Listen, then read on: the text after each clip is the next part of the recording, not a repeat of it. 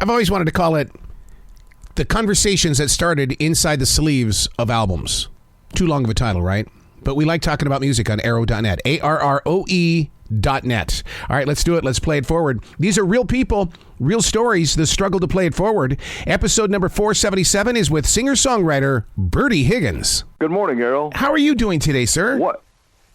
What's for breakfast? I'm hungry. Oh, really? Tell me about it. I was sitting here about ready to chomp down on some Trident gum, so I wouldn't have to, because, once I start eating here in the South, you just can't stop. Well, that sounds pretty desperate. You're in Charlotte, right? Yes, sir. A great city. I've always liked Charlotte. That's my mother's name, was Charlotte. Oh, really? So now, have you been? Yeah. You've played here, I'm sure. Oh, yeah. I'm sure. I slid through there at one point in my career. But no, I've traveled all over. In fact, I was in China 8 times in 2019. I love the Pacific Rim, where they, for some reason, love me. But that's been an interesting. That's another whole hour of conversation. That's interesting that you bring up China, because my wife's ex-husband is a record producer and performer, and he has spent a lot of time in China as well. And they embrace American music in China. Well, it's amazing. I mean, the big record in China and all the Pacific Rim is a song called Casablanca. Yep. In fact, they voted in China as one of the top 10 most important songs of all time on the range, if you can imagine that, is Casablanca. But I was in China, as I mentioned, 8 times in 2019. I wouldn't go back right now. I think things are a little stressed with Pelosi going to Taiwan. But I don't know. I have no opinion on that. That's political things. Yeah. How do you keep politics out of your lyrics? Because we're both very creative people, and it's like I do a thing called hidden speak. It's like I'll write about it, but I won't write about it because I'm using other words to describe the situation. Is it the same thing for a songwriter? Well, I did write a song called "The Flag's on Fire." That's several years ago, and I did it on the Jerry Lewis Telethon out of Vegas. Because they were burning the American flag at that time in a lot of countries throughout the world. I said, this is ridiculous. And it angered me, so I wrote my political protest song, The Flag's on Fire. In fact, that's available on this new Time Life deal. I love the idea when you guys work with Time Life like this, because Pirates and Poets and things like that, this is a piece of music history that does not need to be lost in time. You guys are pushing this forward in a way that it needs to be where we are today. I agree. And when I do write songs, this funny, I've had an offer to sell my entire package recently. That's masters and publishing and all that. Wow. But they don't like to purchase new music because new music is really strange. When I write a song right now these days, and I've written over 250 of them, I'm not sure what to write about. I'm not sure how to go at it. So, that's my thinking on songwriting. I was going to ask you about that because TikTok has changed so much, especially when it comes to the length of what listeners want for a song. It might be 30 seconds. It might be a minute and a half. Yeah, well, I try to keep mine at about 3.5 minutes. It used to be in the old days that radio wouldn't hardly play it if it was any longer than that because they couldn't get enough ad time in.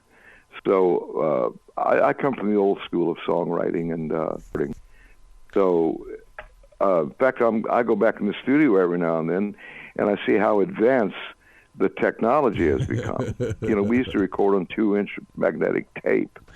Well, those days are gone. But the greatest thing about that, though, Bertie, is the punch editing. I mean, when you go in there and you've got the digital works right there in front of you, I mean, it's like I mess up on a vocal and I can go in there and perfect that darn thing. Yeah, I mean, and there are programs that'll take every note that you've got, and if it's a little flat or sharp, it'll fix it. Yep. And I've got a guy that I work with a lot in Van Nuys, California, Eddie Hedges. He was part of a band called Blessed Union of Souls, but he's got great ears. And I'd like to do vocals out there with Eddie because he just helps me get it right. Let's put it that way. What is he like to be with? Only because, I mean, I know when people speak out of tune, and I sit there and I kind of cringe and stuff like that, and I help people speak better. But, I mean, for him, I mean, he's always got to be in tune with what's happening. Yeah, well, who, Eddie? Yeah, he's very much in tune. And he's got great programs that take my lousy vocals on a bad day and cleans them right up, gets them in line. Let's put it that way. One of the things that I love about this Time Left project that you've got, Pirates and Poets, is the fact that you're proving to the music world that you're not Mr. Adult Contemporary. There is some rock in this. There is a wide variety of music. This is the stuff that we're searching for. It's like a new music store these days. Well, you know, I started off as a rock drummer with Tommy Rowe. And I've always got this go get it attitude when it comes to rock and roll. One of my favorite songs, period, is "Money for Nothing" and "Your Chicks for Free." Yeah. In fact, I did a version of it, and of course Sting co-wrote that, and I don't know. You know, I've got a rock and roll heart part of me. Every now and then I got to do one. In fact, I'm going to write my next song. It's called "If the Yachts Are Rockin', Don't Come a Knockin'." But I haven't written it yet. But I've already got a music track in my head, so it'll take me a year to put that thing down, because I let song ideas run through my head for about a year before I start banging them out. You know.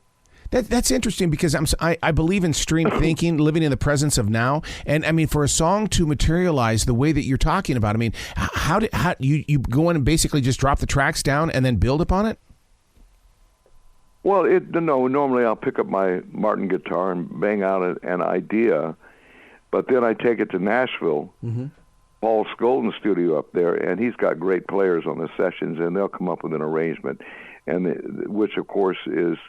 I've got to approve the arrangement, and then I'll come down here in my own little home studio and lay down a scratch vocal. So that's basically how I put it together. Wow. Every now and then I'll come up with a song idea, a title, because to me that's the strength of the song, a title, and which repeats in the choruses. And I'll let that roll through my head for a year before I start banging it out, you know. Man, you speak of titles like that, and right away I'm thinking of The Wreck of the Edmunds Fitzgerald, and I'm going, hey, dude, I think you messed up. I don't remember you even singing about The Wreck of the Edmunds Fitzgerald. Well, that's Gordon Lightfoot, who's one of my favorite lyricists. Gordon is in fact, I know him pretty well, and he was always an inspiration to me, but not particularly the hit singles, but the album cuts. He's got some album cuts out there that just blow me away. I met him on the set of the Merv Griffin show, and he'd been drinking, as Gordon was known to do in those days. And he came down from the green room banging on the wall, you know, bouncing off the walls. And he got tangled up in all the ropes and pulleys backstage and wanted me to help him get out the back door to go to the bar across the alley, which I ultimately did, and that's where I got to know Gordon from. See, those bless his heart, but, you know, he straightened his act up. He's back out on the road, man. See, it's stories like that don't make the inside sleeve of an album cover, and that's part of the reason why I read Rolling Stone, or I'll get Cream and stuff like that, because we are missing the story. Excuse me. Go ahead. I'm sorry, man. It's like we're missing the story of music. Sure, we can really take in the lyrics, which we cherish, but you know, on our side of the speakers, it's almost it's our interpretation. But man, when you get to know the artist, I mean, and you hear the artist talk about it, that to me is a real connection. Yeah, I mean, it's, you know, we got to understand we're all human beings, and as long as we're observant, especially as songwriters. I mean, when I drive down the highway, I'm looking at every billboard and listening to talk radio, whatever it is. Every now and then an idea will come down the pike, and I'll say, like Burt Reynolds was a good friend at one time, and he said, Bertie, you know, it's the best thing in the world when you fall in love with someone who falls in love with you. And I went, wow, what a great song. And that I wrote the song When You Fall in Love because of that. So you're always picking up on a comment or a one-liner or something. I've got a song idea right now called The River. I was watching Lawrence of Arabia again for the third time about 6 months ago, and Anthony Quinn had a role in that where he rode a black stallion, and he had a bunch of degenerate people, guys, his army, and Lawrence was talking to him at dinner one night in his tent, And he said, "You must have a lot of money." And Anthony Quinn says, "No, I'm a river to my people. Everything I have flows to them." And I went, great idea. So the river is, her love is like a river. It flows through me into my heart. I was going to say, do you find yourself being a silent watcher or a wolf? And the reason why I bring that up is because you're very observant of everything that's around you, like a silent wolf. Yeah, but the whole idea is you only steal from the very best. If you're going to steal something, take it from the best, a proven entity, and without plagiarizing. That is so true. That's why I like hanging out with like real people, because real people will say the darndest things just like kids do, and it's like, oh, thank you very much for that seed. I'm going to plant that monkey. Yeah, I know exactly what you're saying. And your name is Errol, right? Yes, sir.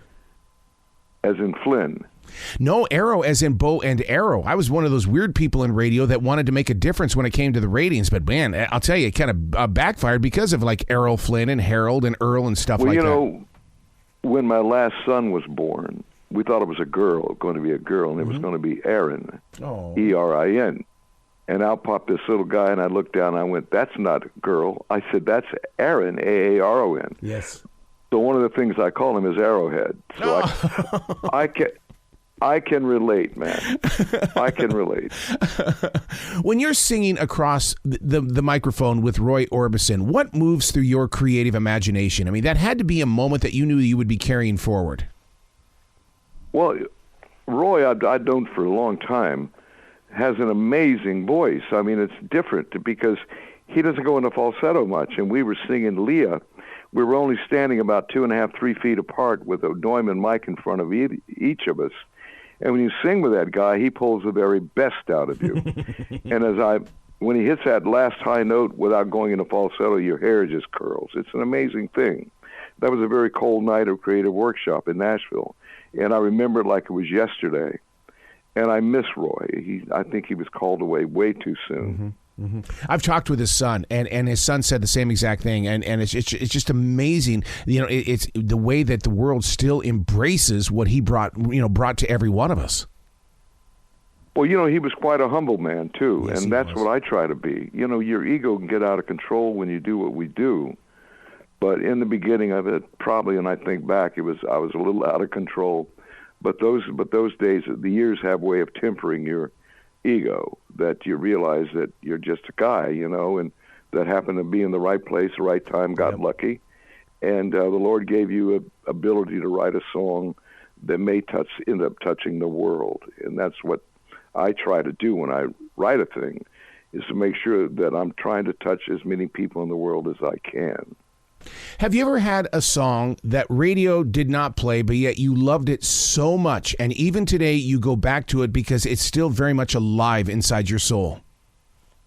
Absolutely. I mean, not all my songs are that way. You know, in case every now and then I'll write a turkey and record it. But as time, like I wrote one time with a Bogart attitude called Tokyo Joe, and I will never play it live. I can't even listen to it, but I get emails all the time. "Thank you, Bertie, for writing this. It changed my life." And I went, damn, you just never know what's going to happen, you know? It's amazing to me. That is so true. And it's and you sit there and you go, really? And you don't want to share the story as to how it came into being because you don't want to spoil, you know, their version of the song. Yeah, because they paid it as one way, totally diametrically opposed to why you wrote it. So and I don't want to rain on their parade. Let them have what they have emotionally in their heads. Like some of the most famous paintings in the world, the artist couldn't tell you why he painted it. So true. But you know, and it's the same with movies. It's the same with all of it. Everyone's got their own opinion in their heart and their brain what this means to them. So let them have their day in the sun, you know? You talk about paintings. I'm in a studio where it's just overflowing with paintings that I've put on a canvas. And I cannot tell you why I enjoy these paintings and why they continue to hang. I mean, a song has got to be the same way. It flowed through you. Yeah, it's a gift. I mean, you got to understand it comes from a supreme power. I think it comes from God. Yep.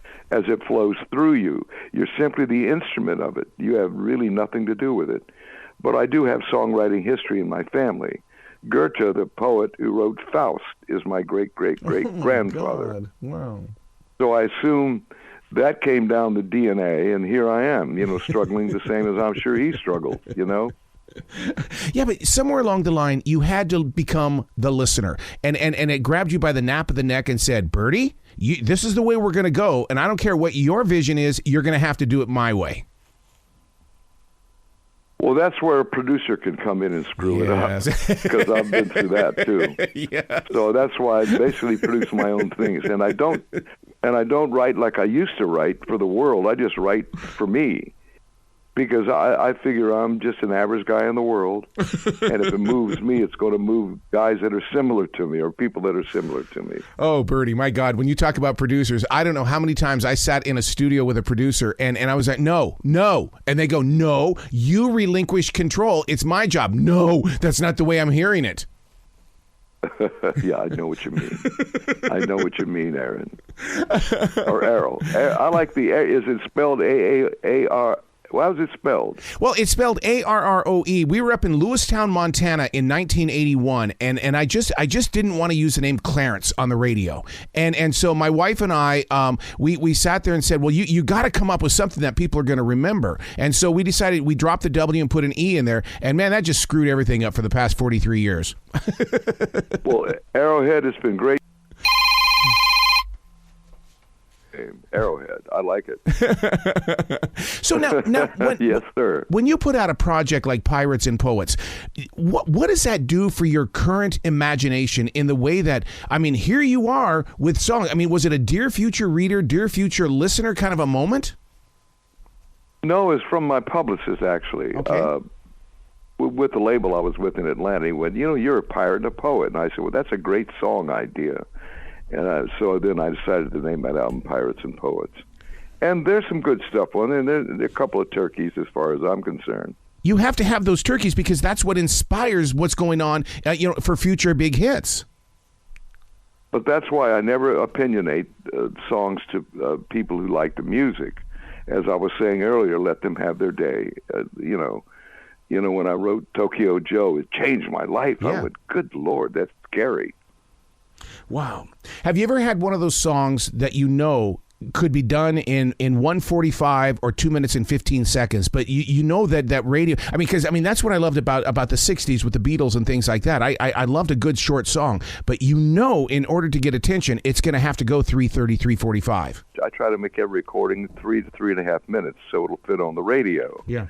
Because that's where that was the Lord of, with everyone, radio play.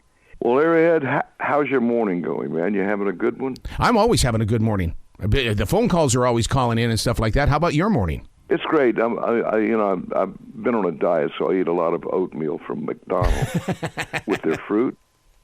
And about 1 o'clock in the afternoon, I'm starving, so Yep. I go to Beverly and I go, fix me a snack. And then the snack will be sometimes too good, so I don't eat any dinner. But I got to lose a little weight. I don't know what you weigh, but I think I'm overweight. Don't we all? Yeah, it's one of the things that I picked up on the Elvis movie was the peanut butter, banana, and bacon sandwich that he did. Have you tried one of those? And the reason we talk about weight and what we're eating and stuff like that, I have to have it all the time. Well, I've never tried. In fact, have you seen the new movie Elvis? I have. Is it happening? Is Yeah. it good? Bertie, let me tell you what happens in this movie. You get to see the artist. You don't get to see the Elvis that was flamboyant and just energetic and stuff like that. But you actually get to see those moments. And I'm sure you've been there too. When that curtain closes and you look at your band, and you go, "Oh my God, I've got to have air. I've got to breathe." Well, of course. But ironically, we're talking about Elvis. I watched his documentary last night of his opening night in Las Vegas, and I watched him perform. The guy just was amazing in strength on the stage, and a little goofy at times, which was interesting to me. If you get a chance, look at the documentary. I think it's called "That's How It Was." It's a 2-hour-long documentary, but it'll let you see Elvis on his opening night in Vegas. Wow. Just blew me away. Well, you continue to blow me away with your stories as well, and you've got to come back to this show anytime in the future. The door is always going to be open for you, Bertie. Well, God bless you, Arrowhead, and it's good talking to you, lad. I appreciate it so much. God bless you. Well, God bless you, too, because, I mean, I can't imagine the world without you, because, I mean, to this day, I mean, I listen to your music, and it's more than just memories. It's an actual event, and it's because it moved through you and it reached us. Well, Zell Miller, the ex-governor of Georgia, wrote a book, and I've got a few pages in the book, and he opens up with Bertie Higgins is a heck of a storyteller. And then I come to realize the more you write about your life, the more you touch the world, because a lot of people go through the things you've been through. So the highs and the lows and all of it. Even though I try to write my songs in the format that touches the world, that's very important to me. So Can true. people relate to what you're talking about? Well, I get tired of talking about I love you, I love you, I love you, but I do love the world and I love the people in it. Oh my God! There you go, man. Oh my God! I'm shocked you didn't become a radio disc jockey, because it is all about relate. Well, good luck with your future, man. You're a great guy to talk to, and I appreciate you talking to me. I mean, that's flattering to me, and I truly appreciate it. Oh, excellent. Will you be brilliant today, okay, sir? Bye-bye.